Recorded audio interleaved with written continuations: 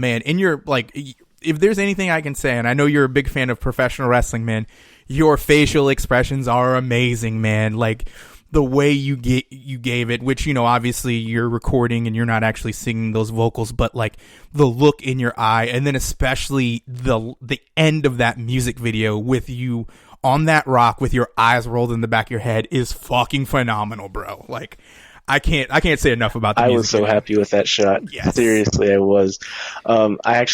Yes, professional wrestling did definitely help me a lot with the facial expressions. I don't even know if I told you this personally, but okay. I have been doing light training here and there for the past 3 years, and I'm trying to go very hard on the training next year and hopefully get signed to a local promotion, start doing some wrestling shows around here, because my love just will not die for it. Oh, yeah, no, I've been getting into the local wrestling scene over here. Shout out Battlefront Pro. I don't know if you know those guys.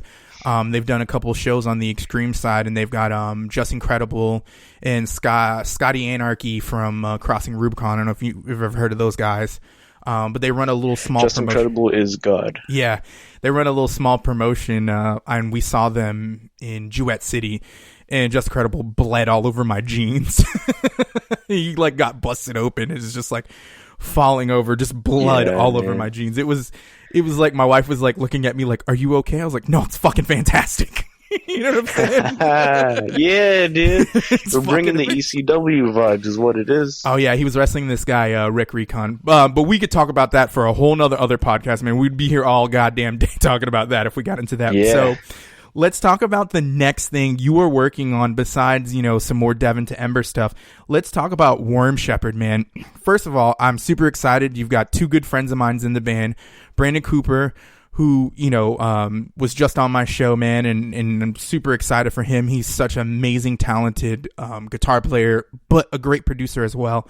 What are your guys' plan? What is the sound you guys are kind of going for with Worm Sheperd?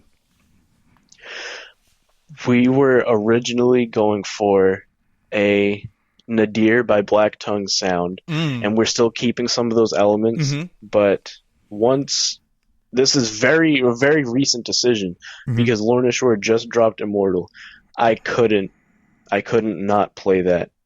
So instantly I just said, you know what, like this is the closest thing to direction I want to go to. I don't want to copy it exactly, but I do want to use that as our base foundation and just add things on top of it. But everything about that new record I want for us. No, that's sick, man. That's super cool. And I'm telling you right now, Brandon is definitely a guitar player to bring that to life. Shout out to Ryan too, man. He's a super talented dude. And as I understand it, your drummer is well talented, well versed in a very arts school. That's pretty sick, man. So it sounds like you've got a well-rounded lineup of talented people, man. Is there anything you want to say about those guys, or anything you guys are looking forward to? I do know that the first single is called "The Blood of the Ram," is what Brandon told me. Yes, I'm super excited to hear it because I've heard little clips here and there because, you know, Brandon hooks your boy up, and it sounds it sounds amazing. So, what can you say about this first single, and what can you say about, you know, the group and all the people you got in this group now? This first single is coming together beautifully. I'm blown away by what Brandon's been sending me, by what Leo's been writing on drums. I want to talk about Leo first. This dude is an animal. Not only because Lorna Shore just dropped their new record and I want that sound for us, but I remembered how much of a beast Leo was, and I wanted to see if he would join my band, and if he was to join it, I feel like a slower style would not be using him to his full potential. I think he's capable of so much more. I know he is. I've seen it, and I want that for us, and he's not disappointed at all. He's brought us some dope stuff. That's sick. For real, that's gonna be sick, man.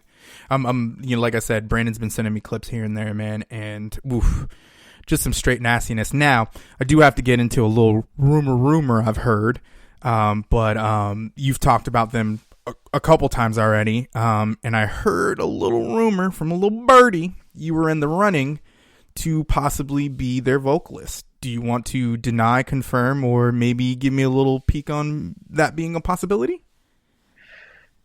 I can publicly deny that right now. Okay. Unfortunately. Yes. It was a hell of a ride from December 23rd, I believe it was, that the post was made. That night, so here's how this happened for me. I was at work, and I opened my phone up, and I see the post, and I'm like, oh, wow. Yeah. I finally realized who CJ actually is. It took a while. Whatever. And then I put my phone away because I'm at work. I got to do stuff. And the next time I pull my phone out of my pocket, which is like an hour later, I have about 60 Facebook notifications, and I have over 100 Instagram notifications. And I'm like, what? Somebody died? Yeah. So yeah, dude. And I open it up, and there's comments about me being their next vocalist, and it's one of, if not the top comment on that post still. I haven't really seen anybody be more requested than me. For me to join my favorite band in the world would be everything to me, and so that was a really exciting night for me. But I was like, there's no way. Yeah. And then that night later on, this is about 3 hours later, their new guitarist Andrew O'Connor sent me a friend request. So I was like, what's going on here, dude? Exactly. What exactly is happening right now? So I messaged him about everything, and he was super cool, and he was very interested in having me be brought in. And so he told me he was going to bring me up to the rest of the guys, and he gave me the instrumental to Death Portrait for a audition. I did a live take, and then I did a very studio version, and he fell in love with it. The other guys, I hear they loved it as well from multiple people. But I feel like, I don't know why.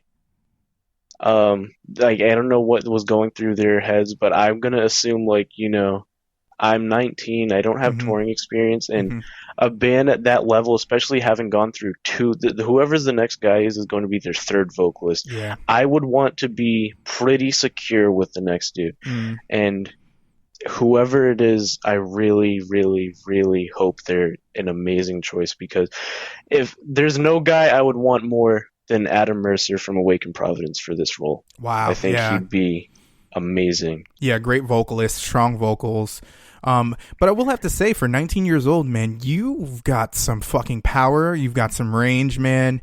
And I've seen a few of your cover videos, especially the Infinite Annihilator song was the first time I heard from you, and it was Brandon actually sent it to me, and I think this was even before you guys started talking, and Brandon sent it to me. He was like, yo, check this guy out, he's got some power. And every time I hear a vocalist that I think is superb, it just makes me think, fuck, I suck. It just makes me think, oh my god, I gotta get better, because this guy is killing it. That's how I felt when I first heard Shadow of Intent. I was like, oh my god, I gotta get better, this guy is killing it. Wait a minute. Were you in Misericord? Yes, I was. I was in Misericord. Yeah. So the clean vocals on that, was that you? Yep, clean vocals, screaming vocals, man. Everything. It was all me vocally. Yeah. That really blew me away, seriously. Oh, don't bullshit me, bro. Yeah, don't bullshit me, man. You can tell me I'm trash, bro. But I appreciate that. Yeah, I appreciate that, man. Yeah, no, me and Brandon used to be in Misericord together, and then before that we were in Years of Vengeance, and you know what, but he's doing his thing, man. He's got a little more time than I do, and I've got the family thing, but no problems, no sweat, and we support each other, man. And like I said, when he sent me this song, I was like, holy shit, this guy is fucking amazing. And ever since then, anytime I hear a song that you've done, whether it's a cover or, the Frozen Lake song was fucking amazing. I've listened to it at least once a week because it's just fucking aggressive. And I love shit like that, man, especially when you're providing something that's different. And like I said, watching some of the reaction videos, people are just blown away by your vocal range, your air intake, whether or not you can actually breathe. Yeah, because man. you are hitting some lows. But with that being said, when we're talking about reaction videos, I saw a video of you on stage with Signs of the Swarm, man. Talk about the relationship that's developed between you and those guys, man, because that was pretty awesome. Well, so that cover video, the Infinite Annihilator cover featuring Dave, Yeah. I had hit him up spring last year, and he was really cool, and I was just like, hey, do you want to do a feature? And we made it happen. I had him be in the video, and then we added each other on Xbox, and we still to this day just play a bunch of stuff all the time. Well, we mainly just play Apex Legends now. He carries me. We played Blackout a lot last year. And he's just a really good guy. I've become he's become a close friend of mine, and I really appreciate having him in my life, because anytime I have questions about the industry or the future, I go straight to him for advice, because I trust no one more than him. And so I saw Signs in October. Yeah, October last year. And I received the very first physical copy of Vital Deprivation, which was really cool. And he's just a great guy. All of them are great dudes, but I just talked to Dave the most. And so the way this stage feature is set up was just a random day, January. He hit me up and he was like, hey, do you know Tom's part in No, he was like, learn Tom's part in Tempting Death, because you're going to do it on stage. Oh, with me. I was man. like, okay. That's cool. Hell yeah. Nothing wrong with that, man, for real. And you definitely were well received by the crowd. Your voice was so on point, man. It definitely was. It was cool to see that, man. Brandon posted that, and I was just like, yo, this kid is for real, for real. So to me, it sounds like you're, not only are you getting into music, you're building relationships with artists who are doing it, man. And to be honest with you, I wish I had a little bit more chance like that with myself, but I feel like some of the bands when I was first getting into like metalcore, they were kind of a little standoffish about trying to bring people in. But then you had some other bands that were actually really cool and have always been nice. Like I said, Brandon from Bleeding Through, Furious Pete from oh my god, I'm gonna lose that band on my head, and I love them, and I'm gonna sound like an idiot because I don't know a band I actually really like. And then dudes in like My Children, My Bride, those guys are really cool, and stuff like that. So it sounds like you're building relationships with people, and people are gravitating to, once again, speaking to you being a good person, because no offense, nobody's gonna waste time on somebody they think's a fucking asshole, you know what I'm saying? Yeah. And that's cool. So my next question for you, I want to talk to you about someone who's kind of helped you out in the producing aspect. I want to talk about your relationship with Aaron Shepard, who, has done stuff with me and Brandon before, and he's done stuff with you, man. Talk about that relationship, because Aaron is not only a fucking monster guitar player and songwriter, he's also a monster fucking producer too.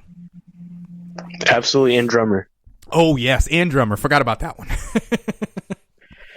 He's just endless. Always. I hit him up, I want to say March or April of 2019, because I had never really had my vocals mixed before, so I wanted to hear how it would sound. And so I hit him up, and he answered me pretty quickly, and we got to work on a cover of Lorna Shore Denounce the Light.